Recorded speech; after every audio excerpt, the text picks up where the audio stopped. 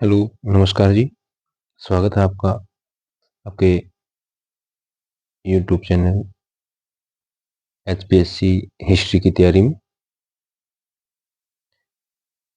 इसमें हमने एक सीरीज चला रखी है। इसमें हम हरियाणा विद्यालय शिक्षा बोर्ड की सामाजिक अध्ययन कक्षा 6 की इतिहास की पाठ्य पुस्तक हमारा भारत भाग 1 का प्रथम अध्याय का हमने अध्ययन किया था और उसकी वीडियो भी हमने इसमें डाल दी है। तो आज हम चर्चा करेंगे हरियाणा विद्यालय शिक्षा बोर्ड द्वारा जारी इतिहास की पाठ्य पुस्तक हमारा भारत भाग 1 विषय 2 कक्षा 6 की पुस्तक है और इसका जो दूसरा जो चैप्टर है उसका नाम है वैदिक काल। तो चलिए ज्यादा समय वेस्ट ना करते हुए हम शुरुआत करते हैं। वैदिक काल। पहले चैप्टर में हमने पढ़ा था कि हड़प्पा सभ्यता क्या है, उनका सामाजिक जीवन, धार्मिक जीवन, आर्थिक जीवन सबके बारे में हमने उसमें अध्ययन किया था। तो आज हम अध्ययन करेंगे वैदिक काल। तो इसमें हम जानेंगे ऋग्वैदिक काल का राजनीतिक जीवन, सामाजिक जीवन, धार्मिक जीवन एवं आर्थिक जीवन। उसके बाद आता है उत्तर वैदिक काल। उत्तर वैदिक काल उसके राजनीतिक जीवन, सामाजिक जीवन, आर्थिक जीवन एवं धार्मिक जीवन।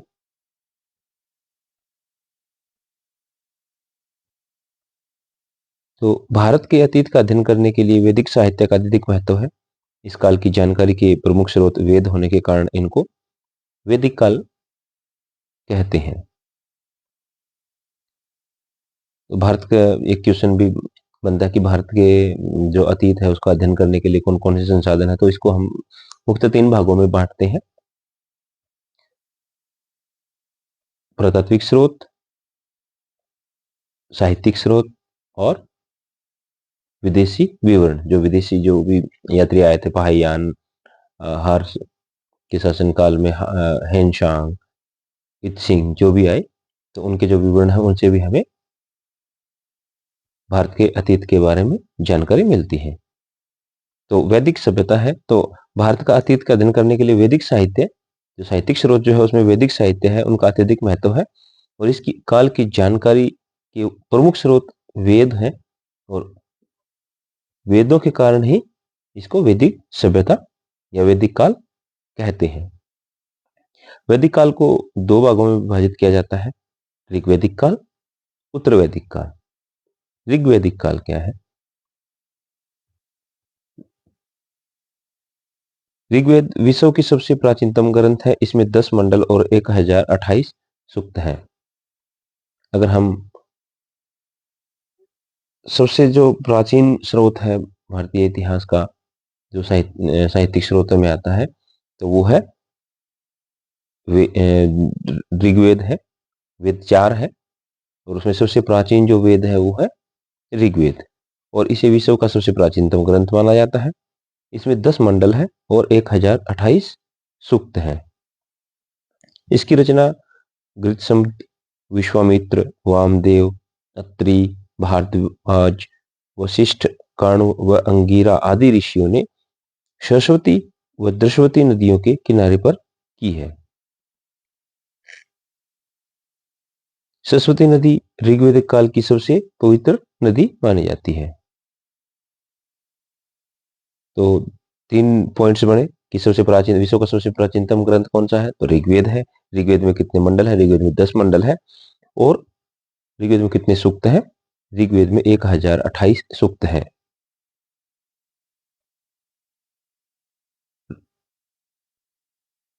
ऋग्वेद काल की सबसे पवित्र नदी किस नदी को माना जाता है? तो वो है सरस्वती नदी। ऋग्वेद की तिथि प्राय 6000 ईस्वी पूर्व से लेकर 1500 ईस्वी पूर्व के बीच मानी जाती है। इसमें अलग अलग जो विद्वान हैं उनके अलग अलग मत हैं। तो अगर आप हरियाणा विद्यालय शिक्षा बोर्ड की पुस्तक है, इसके अनुसार क्या है, ऋग्वेद की तिथि प्राय 6000 ईस्वी से लेकर 1500 ईस्वी पूर्व के बीच मानी जाती है। इसमें सिंधु, झेलम, चिनाब, रावी, सतलुज, गंगोना तथा गंगा आदि नदियों तथा सप्त सिंधु प्रदेश के भौगोलिक क्षेत्र का भी वर्णन मिलता है, जिसका प्रसार अफगानिस्तान से लेकर गंगा घाटी तक माना जाता है। ऋग्वेद कालीन राजनीतिक जीवन, ऋग्वेद के समय में जो राजनीतिक जीवन था वो कैसा था? तो राजनीतिक दृष्टि से ऋग्वेदिक काल की सबसे बड़ी इकाई जन थी। जन विषयों में बटे हुए थे, विष ग्रामों में, ग्राम कुलों में और कुल परिवारों में बटे हुए थे। सबसे छोटी इकाई परिवार का मुखिया पिता या बड़ा भाई होता था, जिसको कुलप कहा जाता था। कई कुलों से मिलकर ग्राम बनता था। ग्राम के मुखिया को ग्रामणी कहा जाता था। ग्राम से बड़ी संख्या विष होती थी, जिसका स्वामी विषपति कहलाता था। कई विषों के समूह को जन कहा जाता था। और ऋग्वेद में 5 जनों पुरु,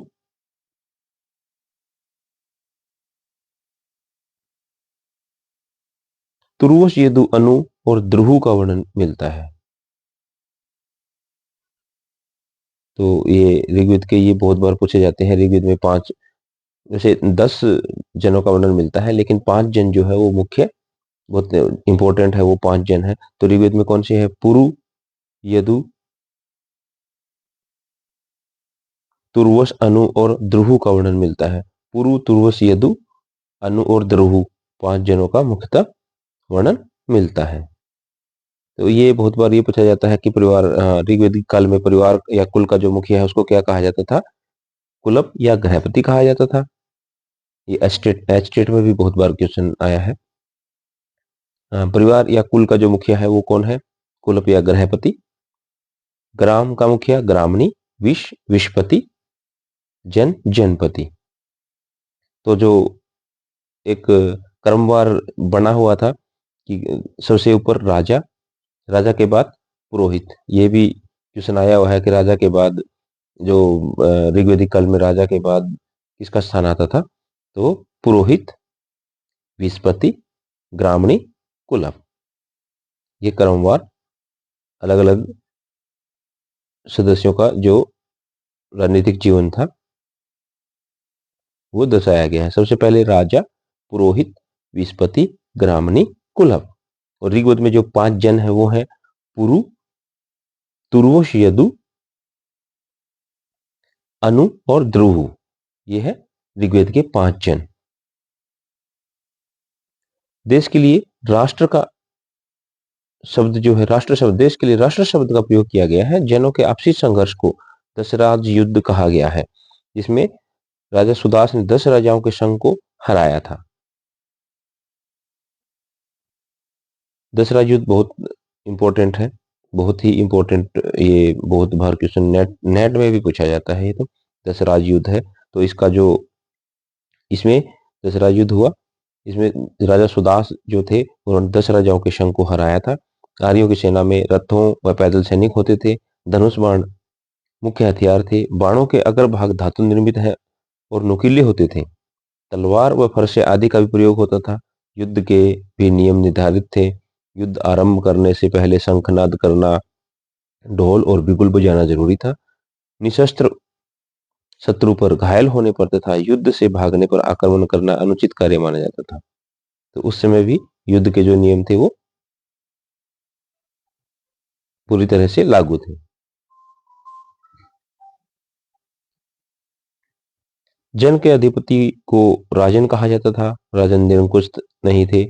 सभा, समिति तथा विदत नाम की संस्थाएं उन पर अंकुश रखती थी।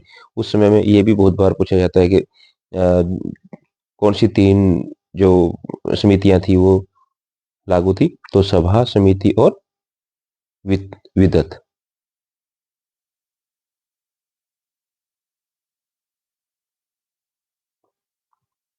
वो इसके ऊपर अंकुश रखती थी। कई अवसरों पर वे राजा का चुनाव भी करती थी और राजा को हटा भी देती थी। राजा शपथ लेते हुए बोलता था कि यदि मैं विश्वासघात करूं तो मुझे अपने सभी अच्छे और धार्मिक कर्मों का फल न मिले और मैं अपने स्थान, पद, जीवन और यहाँ तक कि अपनी संतान से भी वंचित हो जाऊं। तो उनके लिए कुछ नियम बने हुए थे। शांति स्थापित करना, झगड़ों का निपटारा करना, बाहरी आक्रमणों से रक्षा करना और भौतिक आवश्यकताओं की पूर्ति व आध्यात्मिक उन्नति के लिए यज्ञ हवन करवाना राजा के प्रमुख कार्य कर्तव्य माने जाते थे। राजा की सहायता के लिए पुरोहित, सेनापति, ग्रामणी आदि होते थे और राजा और प्रजा के बीच में मध्यस्थ का काम करते थे। इन्हें अपने अपने भूभाग में शासन व न्याय के अधिकार प्राप्त थे। उस समय चोरी, बेईमानी और धोखाधड़ी करना अपराध की श्रेणी में आता था, जिसके लिए अपराधी को शारीरिक और आर्थिक दंड दिए जाते थे। मृत्यु दंड की प्रथा नहीं थी। ऋग्वैदिक काल में मृत्यु दंड नहीं दिया जाता था। अग्नि को अत्यंत पवित्र माना जाता था। यह सभी घरों में निरंतर रखी जाती थी। हरियाणा के गांव में आज भी घरों में हारे मिलते हैं, जिनमें हर समय अग्नि प्रज्वलित होती रहती है। यहाँ पे हम हारा, हारा क्या होता है?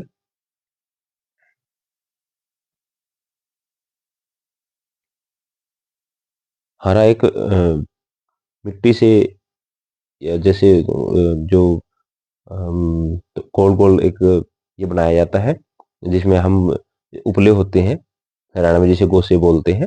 तो उपलों के को जला के हम उसमें थोड़ा सा आग दे देते हैं और उसके ऊपर जैसे सुबह में अगर गर्म पानी रख देते हैं और बाद में दूध वगैरह जो भी है वो रख देते हैं, आग देने के बाद वो पूरा दिन धीरे धीरे मंद आंच पे वो गर्म होता रहता है, जल्दी से वो ठंडा नहीं होता। तो सर्दियों में सबसे ज्यादा इसका प्रयोग होता है। हरियाणा के गांव में आज भी आपको बहुत ज्यादा मिल जाएंगे, जो कंटिन्यूस में आग जलती रहती है। ऋग्वैदिक कालीन सामाजिक जीवन। सामाजिक व्यवस्था ऋग्वैदिक समाज का आधार संयुक्त परिवार होता था, जिसमें पिता या बड़ा भाई परिवार का स्वामी होता था। उसके अधिकार असीमित होते थे। वह परिवार के सदस्यों को कठोर से कठोर दंड भी दे सकता था, लेकिन ऐसा होता नहीं था। वह बहुत ही प्यार से परिवार चलाता था। उसके अधिकार असीमित होते थे ऋग्वैदिक कालीन में। राज्य लोगों के पारिवारिक जीवन में हस्तक्षेप नहीं करता था। उस समय जीवन बहुत ही शिष्ट, सात्विक व सदाचार पूर्ण होता था और उस काल के गांव भी छोटे छोटे होते थे। लोग मिट्टी, लकड़ी व घास फूस के बने मकान में रहते थे। वर्ण व्यवस्था। ऋग्वैदिक काल में वर्ण व्यवस्था कैसी थी?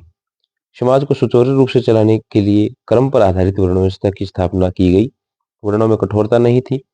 हमें ऐसे अनेक उदाहरण मिलते हैं जिनका जन्म किसी वर्ण में हुआ, परंतु कर्मों के द्वारा वे दूसरे वर्ण में चले गए। वर्ण व्यवस्था में ब्राह्मण, क्षत्रिय, वैश्य और शूद्र, ये 4 वर्णन हमें मिलते हैं।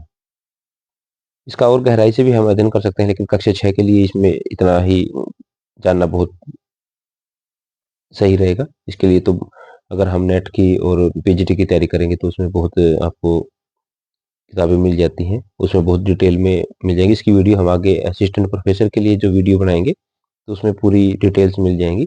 अगर अगर आप चाहते हैं कि असिस्टेंट प्रोफेसर के लिए भी मैं पूरा जो सिलेबस है उसके अकॉर्डिंग वीडियो बनाऊं, तो आप कमेंट बॉक्स में कमेंट करके जरूर बताना और मेरे चैनल को सब्सक्राइब, लाइक और शेयर जरूर करना। तो आसन व्यवस्था में 4 जो ऊपर वर्ण व्यवस्था थी उसमें 4 वो बताए गए हैं, जो जाति है वो बताई गई है। उसमें इतनी जातियां नहीं थी इतनी आज है, लेकिन सिर्फ ये था कि ब्राह्मण, क्षत्रिय, वैश्य और शूद्र 4 वर्णों में समाज बटा हुआ था। आश्रम व्यवस्था। मनुष्य के जीवन को 4 आश्रमों में बांटा गया था। 1 से 25 वर्ष तक ब्रह्मचार्य आश्रम, 25 से 50 वर्ष तक गृहस्थ आश्रम, 50 से 75 वर्ष तक वानप्रस्थ आश्रम और 75 से 100 वर्ष तक संन्यास आश्रम।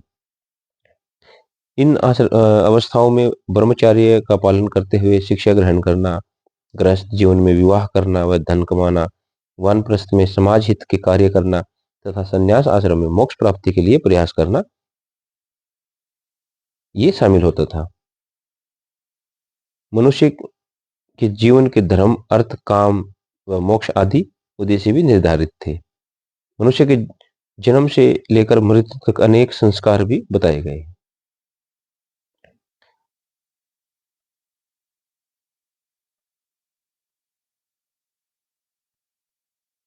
सामाजिक जीवन में उनका जैसे खान पान कैसा था, तो ऋग्वैदिक काल में दूध, घी और दही आदि का भोजन में विशेष महत्व था। उनकी वेशभूषा कैसी थी? ऋग्वेदकालीन समाज में शरीर का ऊपरी भाग एक वस्त्र से ही ढका जाता था, जिसे वास कहा जाता था। शरीर के ऊपरी भाग को जो वस्त्र ढका था या ऊपरी भाग में जो वस्त्र पहना जाता था उसे वास कहते थे। सिर पर पहने जाने वाली पगड़ी को अधिवास कहा जाता था और नीचे पैरों पर पहने जाने वाले वस्त्र को नीवी कहते थे। तो यहाँ दो चीजें हैं कि शरीर का जो ऊपरी भाग है, जो हमारी कमर है उसके ऊपर का जो भाग है उसको उसमें जो वस्त्र पहने जाते थे उसको वास कहते थे। पगड़ी को क्या कहा जाता था? अधिवास। और जो पैरों के नीचे पहने जाने वाले, नीचे जो पैरों पर पहने जाने वाले जो वस्त्र है उनको नीवी कहा जाता था। ऊपरी वस्त्र को ढकने के लिए जो वस्त्र पहनेंगे वाश, और नीचे कमर के नीचे जो वस्त्र पहने जाते हैं उसको क्या बोला जाता था? नीवी। और सिर पर पहनने जाने वाली जो पगड़ी है, पगड़ी को अधिवास कहा जाता था। आभूषणों में स्त्रियां केसबंद, कानों में बालियां, गले में हार, बाजूबंद तथा पैरों में कड़े आदि पहनती थी। केसों को संवारने के लिए चोटी रखना, तेल लगाना, फूल के गजरे आदि लगाए जाते थे। पुरुष भी आभूषणों का प्रयोग करते थे। तो महिलाएं और पुरुष दोनों ही आभूषणों का प्रयोग करते थे। मनोरंजन। तो ऋग्वेदिक समाज में मनोरंजन के कौन कौन से साधन थे? ऋग्वेदिक काल में आखेट, रथ दौड़, घुड़दौड़ तथा संगीत की तीनों विधाओं, गायन, वाद्य व नृत्य इत्यादि से भी मनोरंजन किया जाता था। शिक्षा। तो अब हम शिक्षा के बारे में भी जान लेते हैं कि ऋग्वेदिक काल में शिक्षा कैसी थी। शिक्षा के लिए गुरु के घर जाना पड़ता था। शिक्षा मौखिक होती थी, जिसका मूल उद्देश्य ज्ञान प्राप्त करना, श्रेष्ठ आचरण रखते हुए एक श्रेष्ठ नागरिक बनाना होता था। वैदिक ऋषि सभी की मंगल कामना करते थे। ऋग्वेद के संज्ञान सूक्त में प्रार्थना है।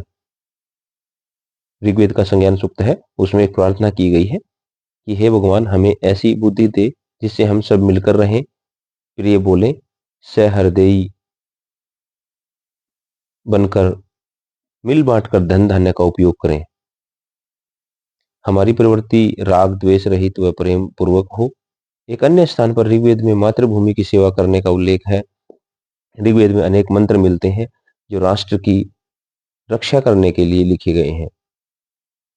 ऋग्वेद के इंद्र सूक्त में ऐसी संतान की कामना है जो अपने देश की रक्षा के लिए धन धान्य से परिपूर्ण हो व प्रत्येक जन व जन समूह पर कल्याणकारी गुणों को बरसाने वाली हो।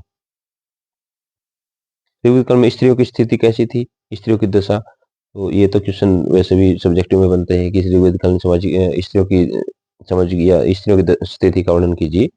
तो ऋग्वेद काल में स्त्रियों की समाज में स्थिति अच्छी थी। विवाह परिपक्व अवस्था में ही होते थे।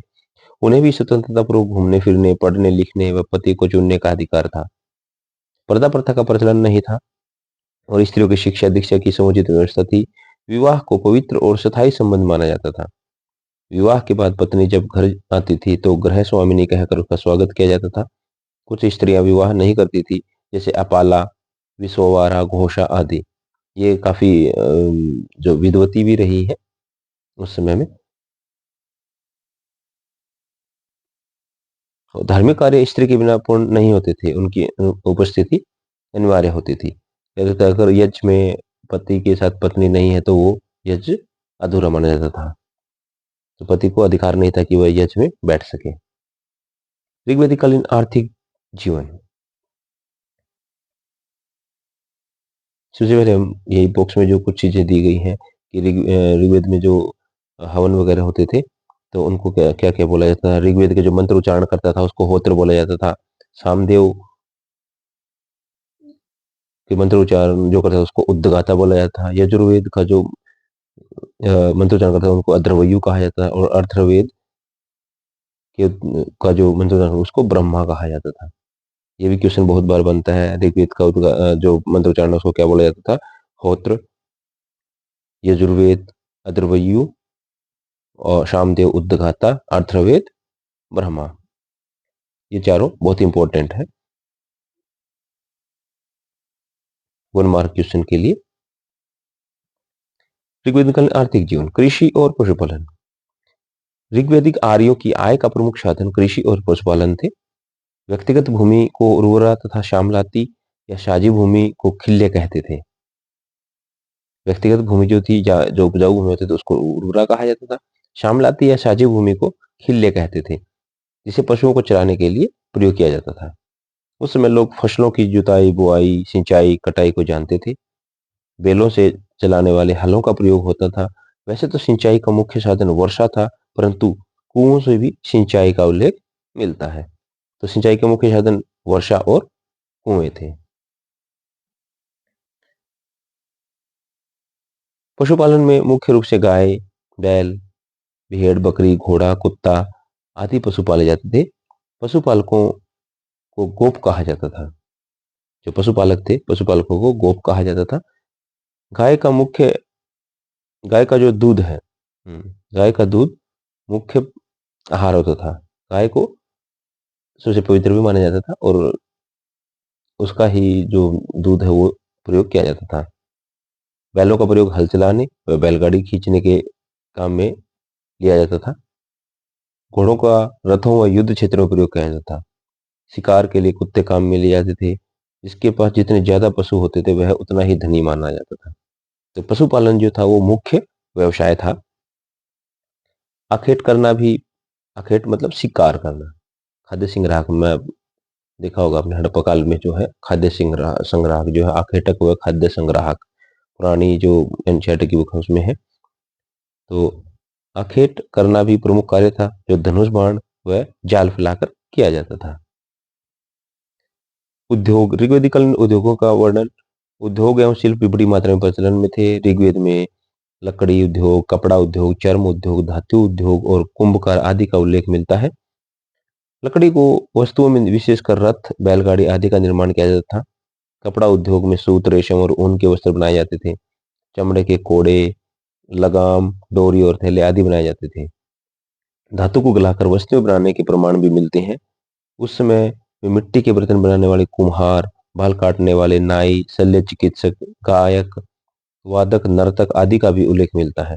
च्यवन ऋषि द्वारा प्रदत्त शल्य विद्या से अनेक लोगों की चिकित्सा की गई है।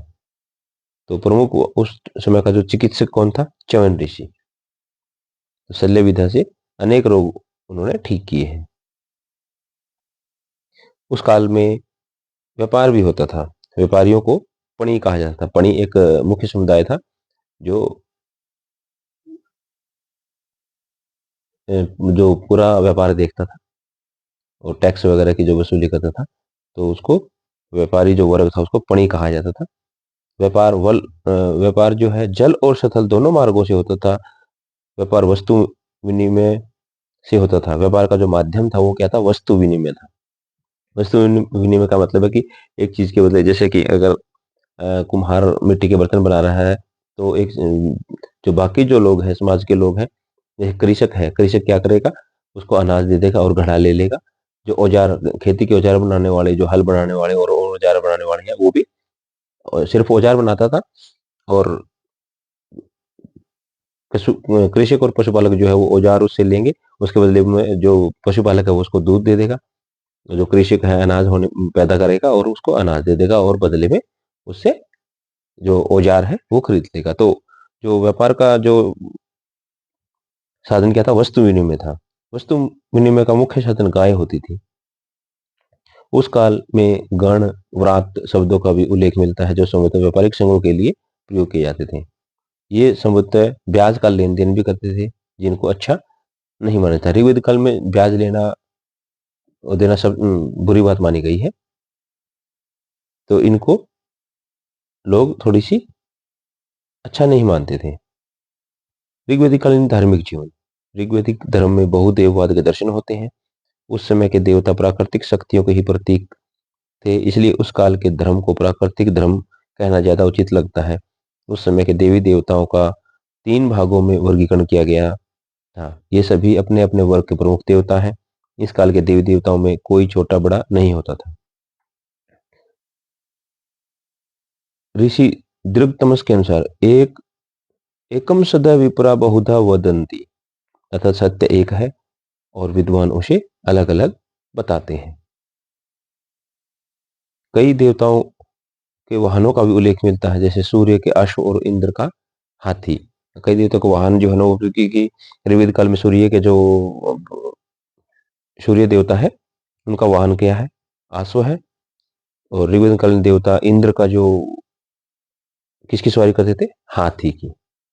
अपने देवताओं को प्रसन्न करने के लिए ऋग्वेदिक कालीन जो लोग हैं खुले स्थान पर जाकर यज्ञ हवन करते थे और समाज के सभी वर्गों के लोग उनमें शामिल होते थे।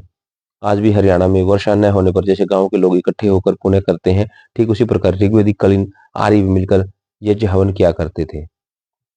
आज भी वही पुरानी परंपराएं हरियाणा के गाँव में देखने को मिलती है। गाँव के जैसे अगर कई बार जब वर्षा नहीं होती है तो जून जुलाई के महीनों में पूरे गांव से लोग चंदा इकट्ठा करते हैं और उसके बाद भंडारा वगैरह किया जाता है और पूरा गांव उसमें शामिल होता है ताकि इंद्र देवता प्रसन्न हो जाए और वर्षा की जाए। किसान क्योंकि मोस्टली हरियाणा में खेती बाड़ी की जाती है तो ऐसा आज भी ये प्रथाएं जो है वो प्रचलित है। ऋग्वेद में कहीं भी मूर्ति पूजा मंदिर आदि का उल्लेख नहीं मिलता है। प्रतीत होता है कि प्रकृति को सजीव मानते हुए उसका मानवीकरण किया गया। अग्नि के तीनों रूपों का वर्णन मिलता है जैसे पृथ्वी पर अग्नि, सूर्य की अग्नि, वायुलोक में बादलों में कड़कने वाली विद्युत अग्नि। इसी प्रकार अलग अलग रूप में अलग अलग नामकरण हो जाता है। तो क्या था, प्रकृति जो है उसको सजीव मानते थे और उनका मानवीकरण किया जाता था ऋग्वेदिक कालीन में। ऋग्वेद में तीन प्रकार के देवताओं का वर्णन मिलता है। अंतरिक्ष के देवता है, पृथ्वी के देवता और आकाश के देवता। तो अंतरिक्ष के देवता कौन कौन? इंद्र, रुद्र और वायु। ऋग्वेदिक कालीन अंतरिक्ष के देवता थे इंद्र, रुद्र, वायु। यह अंतरिक्ष के देवता। पृथ्वी के देवता है अग्नि, पृथ्वी, सोम। आकाश के देवता सूर्य, वरुण और आदित्य। सूर्य, वरुण और आदित्य आकाश के देवता है। ऋग्वेदिक मानव देवताओं की पूजा अर्चना शत्रुओं के दमन के लिए करता था। उस काल के शत्रुओं को असुर कहते थे, जैसे वृत्रासुर। वृत्रासुर संभवतः एक प्रकृति की घटना थी जिसमें रेत का बवंडर उठता हो और जहां पानी की कमी हो। दूसरे मनुष्यों के शत्रु जिन्हें राक्षस माना जाता था, वे राक्षस या दस्यु संभवतः वे लोग थे जो पूजा अर्चना में विश्वास नहीं रखते थे, जंगलों में रहते हुए मांस भक्षण किया करते थे और यज्ञ हवनों में बाधा पहुंचाते थे। तो दो प्रकार के विशेष रूप से शत्रुओं का वर्णन किया गया है ऋग्वेद में। जो एक है वृत्रासुर। वृत्रासुर एक प्राकृतिक घटना थी जिसमें बड़े बड़े ऊपर से रेत के बवंडर ऐसे उड़ जाते थे और पानी की कमी जहां पे हो जाती थी तो उसे वृत्रासुर कहा जाता। और जो दूसरा शत्रु माना जाता है मनुष्य का, उन्हें राक्षस माना जाता था। राक्षस क्या होते थे? जो जैसे ऋषि मुनि अगर हवन वगैरह करते थे या यज्ञ करते थे तो उसमें वो बाधा डालते थे।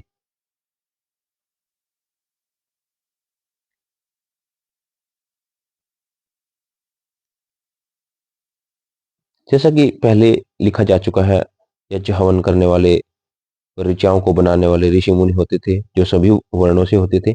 उस काल में धार्मिक कट्टरता नहीं थी। किसी भी वर्ण का व्यक्ति अपने कर्मों के द्वारा दूसरे वर्णों में जा सकता था। उस काल में छुआछूत भी नहीं थी। ऋग्वेद में सभी वर्णों की रचना की प्रार्थना की गई है।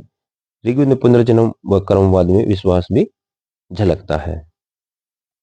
तो आज के लिए इतना ही। इसका दूसरा पार्ट जो है उत्तर वैदिक काल, वो है अगले क्लास में हम करेंगे। तो अगर आगे भी मैं ऐसी ही क्लासें बनाऊं तो मेरे चैनल को लाइक, सब्सक्राइब और शेयर जरूर करना ताकि मुझे मोटिवेशन मिले। और इस मोटिवेशन से ही मुझे, और इससे मुझे कोई फ़ायदा नहीं है, सिर्फ मैं बच्चों के लिए, जो बच्चे तैयारी नहीं कर पाते हैं ऑफलाइन में, वो ऑनलाइन में भी उनके लिए मैं ये उपलब्ध करवा रहा हूँ पूरी सामग्री जो है। तो इसलिए ज़्यादा से ज़्यादा मेरे चैनल से जुड़े।